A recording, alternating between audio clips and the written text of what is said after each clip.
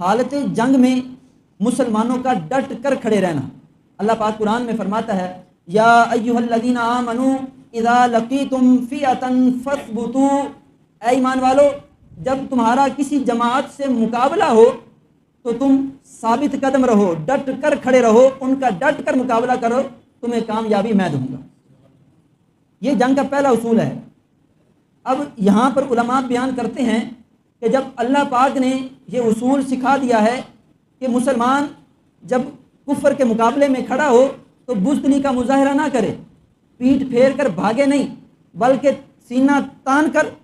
ثابت قدم ہو کر ڈٹ کر ان کا مقابلہ کرے، اللہ پاک ان کو کامیابی عطا فرمائے گا۔ اور اس کے اوپر جنگ موتا جو ہے اس کے اندر یہ جو قرآن کا اصول ہے یہ ہمیں بڑا بخوبی جو ہے سمجھ آئے گا۔ جب 8ویں ہجری کے اندر نبی دو عالم صلی اللہ علیہ وآلہ وسلم نے شاہ روم کے گورنر کے ساتھ جہاد کے لیے صحابہ کرام کا ایک لشکر تیار کیا اور جہاد کے لیے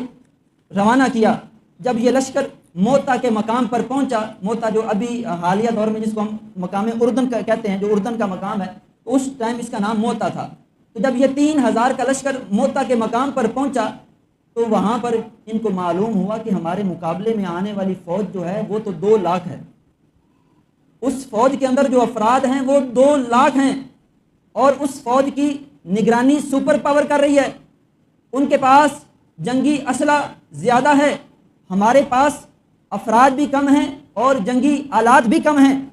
جب یہ صورتحال مسلمانوں کو معلوم ہوئی تو مسلمانوں نے وہاں پر آپس میں مشورہ کیا۔ جب مشورہ ہوا کہ اب ہم کیا کریں، ہماری تعداد 3000، جنگی ساز و سامان کم ہے، ہمارے مقابلے میں آنے والے 2 لاکھ، ان کے پاس جنگی ساز و سامان بھی زیادہ ہے،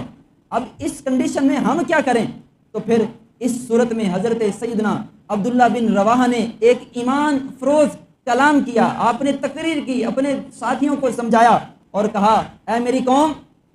تم شہادت کے لیے گھر سے نکلے تھے، اب ڈرتے کیوں ہو؟ جب ہمارا مقصد ہی راہ خدا میں شہید ہونا ہے، ہمارے مقابلے میں وہ کوئی ایک فرد آئے یا لاکھوں آ جائیں، اس سے ہمیں سروکار نہیں ہونا چاہیے۔ حضرت عبداللہ بن رواحہ مزید کہنے لگے اے میری قوم،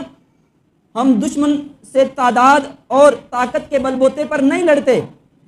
ہم تو دشمن کا مقابلہ اس دین کی حمایت پر کرتے ہیں جس دین نے ہمیں اتنی عزت عطا فرمائی ہے۔ اور پھر حضرت عبداللہ بن رواحہ نے کمال کر دیا، آپ نے فرمایا میری قوم، سینہ تان کر میدان کی طرف چلو، ڈرو نہیں، سینہ تان کر میدان کی طرف چلو، یا تو اللہ تعالی ہمیں فتح دے گا یا شہادت کا جام نوش کر کے ہم کامیاب ہو جائیں گے۔ علماء بیان کرتے ہیں کہ حضرت عبداللہ بن رواحہ نے جب مسلمانوں کو ابھارا کہ وہ زیادہ تعداد کو دیکھ کر ڈگمگائیں نہیں، ثابت قدم رہیں، ہمارا مقصد ہے دین کے لیے قربانی دینا، یا تو ہم فاتح بن کر کامیاب ہوں گے یا شہید ہو کر کامیاب ہو جائیں گے، دونوں صورتوں میں مسلمانوں کو کامیابی ہے۔ اور جب حضرت عبداللہ بن رواحہ نے یہ بیان، یہ تقریر کی تو وہاں موجود لوگوں نے کہا واللہ، اللہ کی قسم، عبداللہ بن رواحہ نے جو فرمایا ہے سچ فرمایا ہے۔